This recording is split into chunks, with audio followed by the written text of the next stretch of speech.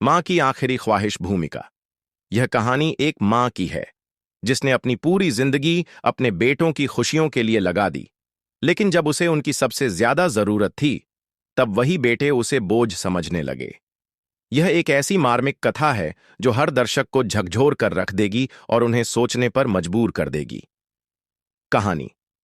गांव के एक छोटे से घर में रामकली नाम की बुजुर्ग मां अपने 3 बेटों रवि, विजय और अजय के साथ रहती थीं। जब उनके पिता जीवित थे तब घर में खुशियां थीं, प्यार था और एकता थी। लेकिन पिता के गुजरने के बाद हालात धीरे धीरे बदलने लगे। रामकली का सपना था कि उसके बेटे मिलजुल कर रहें, लेकिन समय के साथ बेटे अपनी अपनी दुनिया में व्यस्त होते गए। सभी के पास अपनी अपनी परेशानियां थीं, लेकिन किसी के पास मां के लिए समय नहीं था। रवि और विजय शहर में नौकरी करने लगे, जबकि अजय गांव में ही रहा। मां को लगा कि कम से कम अजय तो उसकी देखभाल करेगा, लेकिन उसकी पत्नी को यह पसंद नहीं था। समय बीतता गया और रामकली बूढ़ी होती गई। अब उसे ठीक से दिखाई नहीं देता था, घुटनों में दर्द रहता था और छोटी छोटी चीजों के लिए दूसरों पर निर्भर रहना पड़ता था।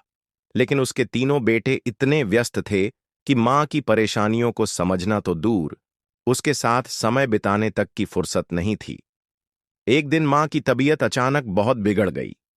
पड़ोसियों ने अजय को फोन करके बताया तो वह घबराकर घर आया, लेकिन डॉक्टर ने जो कहा वह सुनकर सब सन्न रह गए। इनकी उम्र अब ज्यादा नहीं बची। अगर इनकी सही से देखभाल नहीं की गई तो कुछ ही महीनों में ये हमें छोड़कर चली जाएंगी। डॉक्टर की बात सुनकर भी बेटों पर ज्यादा असर नहीं हुआ। उल्टा वे मां की जिम्मेदारी से बचने के लिए आपस में बहस करने लगे। तू देख ले अजय, तू तो गांव में ही है। नहीं भाई, रवि और विजय भैया शहर में हैं, वही अच्छे अस्पताल में इलाज करवा सकते हैं। आखिरकार तीनों ने मिलकर एक फैसला किया, मां को वृद्धाश्रम भेज दिया जाए। जब मां को इसका पता चला तो उसकी आंखों में आंसू आ गए। उसने कभी सपने में भी नहीं सोचा था कि जिस घर को बनाने के लिए उसने अपनी पूरी जिंदगी लगा दी, उसी घर से एक दिन उसे निकाल दिया जाएगा। लेकिन वह कुछ नहीं बोली, बस एक हल्की मुस्कान के साथ हामी भर दी। मां की आखिरी ख्वाहिश। जब रामकली वृद्धाश्रम जाने लगी तो उसने अपने बेटों से एक आखिरी ख्वाहिश जताई, बेटा, मैं मरने से पहले बस एक दिन अपने घर पर बिताना चाहती हूं, जहां मैंने तुम सबको पाला पोसा, जहां तुम्हारे पिता की यादें हैं। क्या मेरी ये आखिरी ख्वाहिश पूरी करोगे? बेटों को लगा कि इसमें कोई नुकसान नहीं है, एक दिन ही तो है। उन्होंने मां की आखिरी ख्वाहिश मान ली और उसे घर ले आए। रात हुई तो मां ने बेटों को अपने पास बुलाया और एक पुरानी लकड़ी की संदूक दिखाई। वह संदूक जो हमेशा एक कोने में बंद पड़ी रहती थी।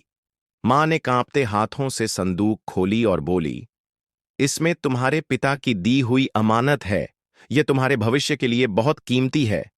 बेटों की आंखों में चमक आ गई। वे सोचने लगे कि शायद इस संदूक में सोना चांदी या कोई बेशकीमती चीज होगी।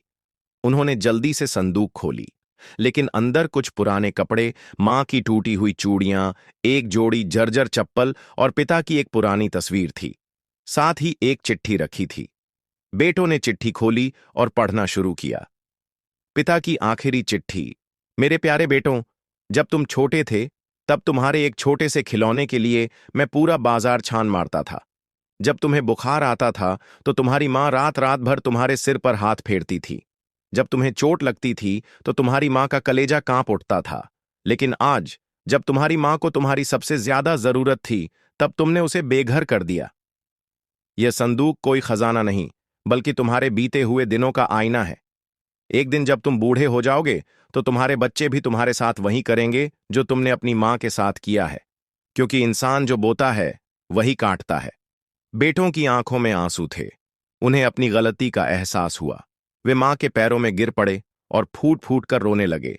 मां, हमें माफ कर दो, हमने बहुत बड़ी गलती कर दी, हम तुम्हें कहीं नहीं जाने देंगे। मां ने धीरे से उनके सिर पर हाथ फेरा और हल्की मुस्कान के साथ बोली, बेटा, मैंने तुम्हें कभी दोष नहीं दिया। मैंने तो बस भगवान से यही प्रार्थना की थी कि तुम जब बाप बनो तो तुम्हारे बच्चे तुम्हें समझें। उस रात मां बहुत खुश थी। बेटों ने उसे वचन दिया कि वे अब उसकी पूरी देखभाल करेंगे। लेकिन अगली सुबह जब बेटों ने मां को जगाने की कोशिश की तो उनकी दुनिया ही उजड़ गई।